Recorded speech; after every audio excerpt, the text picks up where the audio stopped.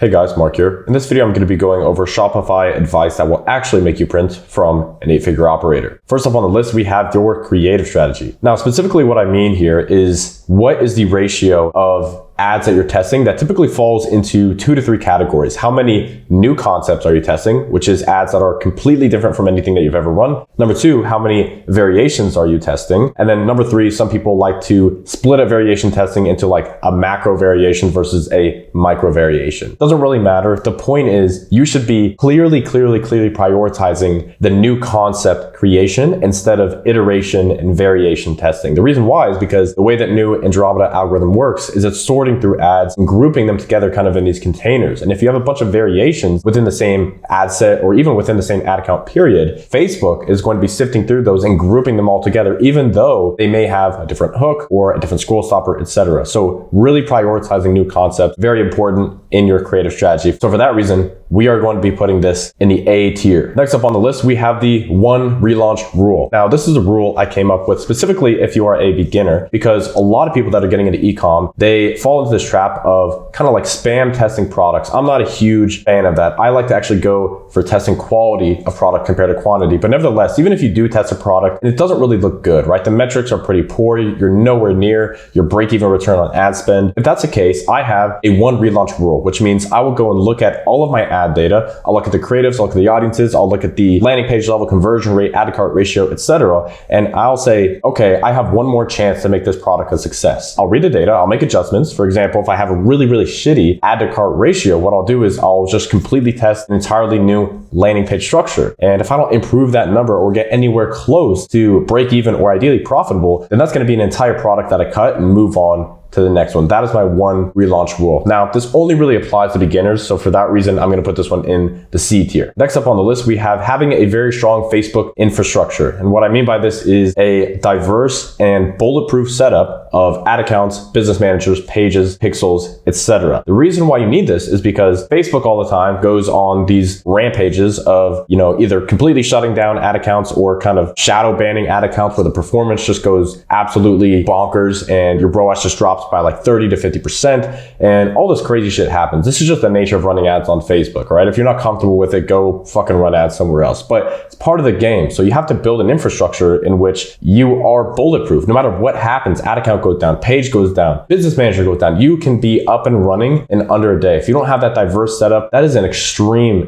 risk to your business. This is something very important if running ads on Facebook. So for that reason, we're putting this guy in the A tier. Next up on the list, we have a high volume of diverse ad creative. That very sentence alone is one of the most important things, if not the most important thing in your success in running ads on Facebook. Everybody says that creatives are king, but gone are the days where you can just spam test a billion variations of your creative and expect to be ripping 200K a day. Instead, what you should be prioritizing is a high volume, which is the quantity piece, in addition to diverse creatives, which I kind of alluded to earlier, talking about how you need to run ads post Andromeda with ads that are very diverse from one another. But those 2 ingredients together literally is 90% of your success on Facebook. I'm not even joking, 90%. If you are just an absolute savage with creatives, you will never worry about running unprofitable Facebook ads the rest of your life. Like, media buying is rarely the reason that you're not able to scale your ad account. It's 90% of the time just coming down to your creatives. And if anything, the other 10% is going to skew much heavier in the direction of funnels, but I digress. Creatives are king, but especially a high volume of diverse creatives. And so for that reason, if I haven't hyped it up enough, this is going in the S tier. Next up on the list, we have post-purchase funnel optimization. Post-purchase upsells, oftentimes called OTOs, one-time offers. I am extremely bullish and have been bullish from the beginning on having a very strong backend of your funnel. I don't mean backend in terms of subscriptions or email or SMS. I mean the backend of your funnel. So what happens after somebody gives you their credit card information, they complete the order, what happens after that? Because so many entrepreneurs miss out on this. And this is actually, in many of my funnels, this is actually where the majority of the AOV contribution and LTV contribution comes into play compared to on the front end of the funnel. And not a lot of people say that, but for me, oftentimes that is actually legitimately the case. And this is something where you can actually compete on what's called front end economics. And by front end, I mean just acquiring that first customer. If you have an average average order value that is incredibly high, so much higher than your competition, then you can afford to pay more to acquire a new customer. And as we all know, the most famous Dan Kennedy, one of the most legendary marketers of all time, said the business owner that can spend the most to acquire a new customer wins. So if that's you and you have super good funnel economics, then guess what? You can pay more to acquire a new customer. So once again, for this reason, this one is going to be going in the A tier. Very, very powerful. Next up on the list, I have the concept of meshing strategies. Here's what I mean by this. When I initially got started in e-commerce, I was 18 years old, and probably like a lot of you, I went onto YouTube, I started watching certain people, and I realized that they all kind of had a slightly different strategy. This person said they're running with ABOs, this person said they're only testing with CBOs, this person said that's this kind of product, this person said that's that kind of product. And what I did was I started meshing these strategies together. I was like, okay, I'll just take the best of that guy, and then the best of this guy, and then, oh, this guy has some good stuff on funnels, let me take that. And every time I did that, I got absolute dog shit results. And that continues to be true today. If you are going to follow somebody's philosophy on scaling a business, follow it to the T, every single piece, every ingredient, because taking piece by piece and trying to mesh it all together into something that works, guess what ends up happening? It doesn't fucking work, because everything needs to be in alignment and congruence with one core philosophy. And if you're meshing these strategies, oftentimes it does more harm than good. You think you're kind of like taking the best from everybody, when in reality, you're just meshing all this shit together into this disgusting fucking shit soup, and then you're gonna fucking drink it. No, just go to one person that you like, that you trust, and that you think genuinely has a good philosophy, take everything that they do and test that, and then move on to the next person if you wanna do it that way. But do not mesh strategies. This is something very, very bad. I'm telling you right now, it lost me a lot of money when I was starting out in my journey. For that reason, we are gonna place this one in the D tier. And by the way, this concept of, meshing strategies, this was like the very reason that me and my partner Alex started to build Brand Builders Academy, because we were like, there's so many people, so many different strategies. We just need to align people with the best, actually like data packed strategies that are working right now. So if you want to be a part of that, you can always click the first link in the description, fill out an application. You get a lot of applications every day, obviously, so I can't guarantee you're a good fit, and that's not some like fake scarcity, just like we don't take on everybody. So if you're interested, click the link. Next up on the list, we have VOC copywriting. And this young gentleman, not young gentleman, relatively old gentleman actually, is the Prince of Print himself, Gary Halbert. Now, Gary Halbert was one of the greatest copywriters of all time. He's my personal favorite copywriter. And I don't even know if it was him that came up with this concept, but I just like Gary Halbert as copywriting, so I used it. But VOC copywriting specifically stands for voice of customer. And it's not a type of copywriting. It's just kind of an ingredient in copywriting itself. A lot of people are writing their copy or using AI to write their copy in a voice that is not matching how their demographics actually speak. And this is a super clear point to your customers that you're using AI copy. Strength of AI copy comes down to not how well you can prompt, but how well you can chief the copy that AI spits out for you. There's a reason why you're writing AI copy and it's still not converting. It's because you don't know how to chief it. And one of the ingredients in chiefing your copy is matching the words that you're using in your copy with the words that your customers are actually speaking in their day-to-day life. This one is very, very crucial. Not the most important, but in terms of copywriting, it is absolutely up there as one of the most important ingredients. But it's only the chiefing process. It's not like the ideation. That's not like the mechanism, the big idea, all these other ingredients. So for that reason, we're going to put this one in the B tier. Probably criminally underrated, but nevertheless, we gotta put something in the B tier. Next up on the list, we have the purple ocean strategy. Now, you have probably heard of red ocean theory and blue ocean theory. Red ocean, of course, being entering markets with a ton of proven demand, but a shitload of competition. And then blue oceans, of course, being very, very little competition, if any, but also not a lot of validation because you don't know if customers are actually buying anything there. I did not coin the term purple ocean strategy. Somebody else did, but I like to use it because a purple ocean is going into relatively competitive markets, but carving out your own kind of niche through your strategic angles that you are using. The perfect example is to go into a super hyper saturated market and then focus on a specific demographic. Actually, I'll give you an example right now. Primal Queen, one of the fastest growing D2C brands out there. Everybody knows them at this point. They were not necessarily early to the whole animal-based organ meat supplement industry. However, they clearly carved out a very, very solid market for themselves by focusing on a specific demographic. Obviously, that demographic being women. You don't have to be first to be great, but you do have to be unique if you're not going to be first. And that's exactly what they did. And that's what the purple ocean strategy is all about. So for that reason, putting the purple ocean strategy in the B tier. Next up on the list, we have my concept of quantum leaps. Quantum leaps is a concept that I came up with that basically explains that when you're trying to scale your brand, you always start to hit these ceilings. It could be at first at around $2,000 or $3,000 per day. The next one could be between $15,000 and $20,000 per day. The next one could be at $100,000 per day. But every business gets to these certain plateaus where what used to work is no longer working now. And the funny thing about these plateaus is that you think you can just kind of scrape your way through that plateau by continuing to test these very, very small things. For example, you just start to test more variations of your top creatives, or you start to test more variations of your top landers, or maybe you test a new product but using the exact same funnel architecture. My philosophy is that if you want to break through these plateaus and scale faster, more aggressively, more profitably, you have to think way farther outside of the box and take bigger swings with your tests. What this means is like testing a completely new funnel architecture that you've never tested before. Testing a completely new, for example, like ad account structure, because completely changing everything in your ad account, it's a pretty big fucking deal. Another example could be completely altering your creative strategy and testing a new format of an ad that nobody has ever really tested before, at least that you've seen. You have to take bigger swings is the point here. That's why I call them quantum leaps. This isn't just like a stepping stone. This is like the biggest possible leap that you could possibly take. So for that reason, quantum leaps is going in the A tier. And it's not just because I came up with it, it's just because I find it to be true. Next up on the list, we got Curious George. Now, you may be wondering why I put Curious George here. The reason why is because your ability to be curious and specifically ask the question why after you run a specific split test. So we're marketers, we love running split tests, but how many of you split test something, you get the result, and then you just immediately move on to the next thing? Well, if you do that, you're not taking any of the learnings from that specific lesson to apply it to your central philosophy and create these kind of mental models for scaling your business. So what I like to do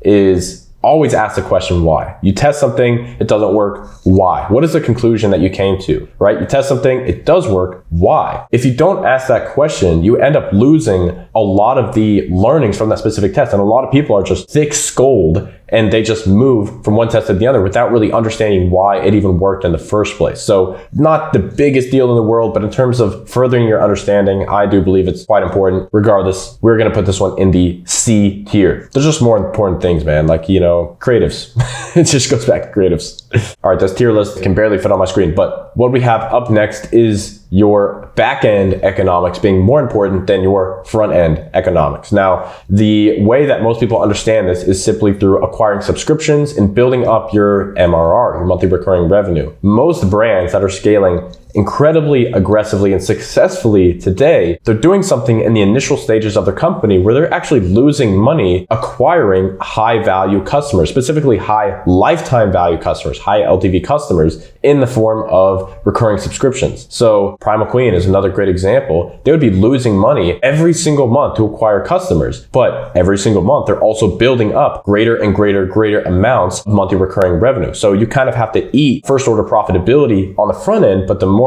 customers you acquire, the more subscribers you acquire, the more that you're building that base of monthly recurring subscriptions to the point where you could even downscale your ads and continue to be making just a shitload of cash because of the massive foundation that you built. This is like the textbook version of reap what you sow. And this is super duper underrated because a lot of big companies, they actually need capital to make this happen. If you have like $2,000, you can't really do this method because you don't have that much money to lose in the first place. But I just urge you, look at any big brand that is scaling super hard on Facebook right now. They probably have some element of subscriptions built into their business. So that's why back-end economics, aka having a really strong MRR base and building that up with very low churn, is incredibly important. So for that reason, we are putting this in the A tier, and the A tier is getting quite long at this point. All right, next up on the list, we have the concept of variable stacking. This is once again a concept that I didn't come up with it. I think I just named it, but it is the concept of taking multiple winning variables that you have at any point in time and stacking them together to basically laser down your focus into your most profitable assets that you have in your business. Here's an example. A lot of times we are running a bunch of variations of ad copies, creatives, campaign types, audiences, etc. And if you zoom out 30,000 feet, usually in each one of those categories, there's some kind of winning variable. So for example, your audience testing, there's typically one kind of control audience. Maybe it's your broad audience, maybe it's some broad interest, maybe it's a lookalike. Doubt it's a fucking lookalike, let's be real. Point being, you have all these variables, and a lot of them you're probably not even aware of. For example, stacking your winning payment processors, stacking your winning mids, stacking your winning ad accounts, like stuff like this people don't think about. And the more variables you can stack on top of each other, the more you're kind of lasering down into your most profitable assets, and the more profitable your business will become as a whole. So for that reason, I'm gonna put variable stacking in the B tier. Also partially because we're fucking running out of room in the A tier. I mean, it's straddling that line between B tier and A tier, but for now I'll put it in B tier. Next up on the list, we have not touching something if it's working. This is like the golden rule of media buying. And typically I only see beginners make this mistake anymore. Like seasoned entrepreneurs are now, I guess, smart enough is the word, to not touch something that is working really, really well. A lot of times we'll see like a winning ad, see a winning campaign, winning whatever. We'll be like, okay, let me like turn it off and moving and like test it in a scaling campaign. Brother, you have a profitable asset for your business running. A lot of times that's a rare fucking thing. And if you are doing anything to fuck that up, especially in the eyes of Facebook, where if you do make one tiny little adjustment to your ad account or one tiny adjustment to your ads, it'll completely cook the results. That's a big risk. So a lot of beginners make this mistake. Seasoned guys, not so much, but golden rule, if you have something that's working, don't fucking touch it. Don't even double down. Just like, don't touch it. Like you can double down on it separately, but that very asset itself, don't touch it. So for that reason, I think it's pretty straightforward. This one's gonna go in the B tier. Next up on the list, we have spending a lot of time focusing on organic traffic, especially in the beginning stages of your business. I'm not very pro-organic when you're building up your business from the ground. A lot of people have the argument, oh, it's like cheaper traffic, you know, ads are so expensive, blah, blah, blah, blah, blah. I don't care. My reasoning is this: your ability as an entrepreneur to grow your business is dependent on one thing, and that is getting really fucking good at selling it in a unique way. And organic doesn't give you that harsh feedback loop that you need to be able to successfully sell your product. You need to learn how to sell shit. And making content is very, very vastly different from making ads. That's why most content creators can accumulate millions, tens of millions, hundreds of millions of views, and a lot of times still be fucking poor. But there's people that I know personally that don't have social media, don't post content, and they're some of the wealthiest fucking people that I know. Your job when you're getting your business off the ground is to sell shit, period. And turns out that's kind of fucking hard. So if you're spending anything other than 80% of your time doing that one thing, then, and that includes making content, by the way, then you're wasting your fucking time. That's my opinion. Say what you want, you know, organic nerds, that's not my problem. Run more ads. So for that reason, we're putting the prioritization of organic overpaid in the D tier. Next up on the list, we have being a stoic. Look, gentlemen and gentlewomen, we are approaching Black Friday, Cyber Monday very, very quickly. And we all know that that's a crazy fucking time a lot of times because Facebook just throws you all kinds of nonsense every single day. And many of you are probably already experiencing it right now. If you are not able to properly compartmentalize and be a stoic in terms of clearly drawing a line and putting everything that you can't control in one bucket and everything that you can control in another, then you're gonna drive yourself fucking insane. I promise you, running a business, especially if it's a big business, it's not a super easy thing to do. It's simple, but it's not easy. And a lot of times it pulls at your emotions. And turns out when you're emotional, you make really shitty decisions. So if you're not being an absolute stoic when it comes to running your ads, running your team, running your business, then you're not gonna be making good decisions and your business is gonna start going fucking downhill. So for that reason, we are putting being a stoic in the S tier, Marcus Aurelius type shit. Next up on the list, we have quiz funnels. Now, I think a lot of you are gonna be surprised where I put this one on the list because I made videos about quiz funnels before. I love quiz funnels, but I'm actually gonna be putting this in the C tier. And the reason why is because as soon as there's a bunch of hype generated around a specific kind of funnel, usually the performance of that very thing starts to go downhill. Now, I'm still running quiz funnels. They're still printing for me. But the quiz funnel is not a fucking silver bullet, right? You can't just slap a quiz on a shitty offer, shitty product, and shitty ads and expect it to work. It's still a funnel at the end of the day. You still gotta write good copy, have good creatives, have diverse creatives, and still do everything else right. So it's not like it's a golden fucking bullet, right? For that reason, like I said, we're gonna be putting quiz funnels in the C tier. Good rule of thumb is if you hear everybody on Twitter talking about one thing, you probably know it's relatively getting close to saturation. But regardless, there's always room for the best. And that goes for anything in life. Next up on the list, we have prioritizing email and SMS. Email and SMS is some of the easiest money that you can make in your business, especially if you're setting up some really, really strong and properly segmented flows for your business, especially if they're flows customized to your specific buyer journey. They can be just massive profit centers for your business. However, one little problem. They're dependent on traffic. That's why I put creatives in the S tier, because everything trickles down from your traffic and your creatives and your ads, right? So email and SMS, we all know it is some of the easiest money that you can make if you have things set up properly, but it's also dependent on traffic and the quality of said traffic. So for that reason, we are going to be putting email and SMS in the B tier. And the last thing on the list, of course, you know I had to do it, run more ads. We all know where this one is going, and we all know why. At any point in time, you're just one massive winning ad away from completely changing your life, from having everything in your life actually come together, buy the car you want, move to the place that you want, do whatever you want. You're just one ad away. So for that reason, for the Run More Ads movement, we're putting this shit in the S tier. You already know I had to do it. And that is our finished, beautiful tier list. Thank you guys so much for watching this video. Once again, if you do want to apply for Brand Builders Academy, I always link the link below in the description. You can fill out an application. Other than that, y'all, I'll see you all in the next video. Peace.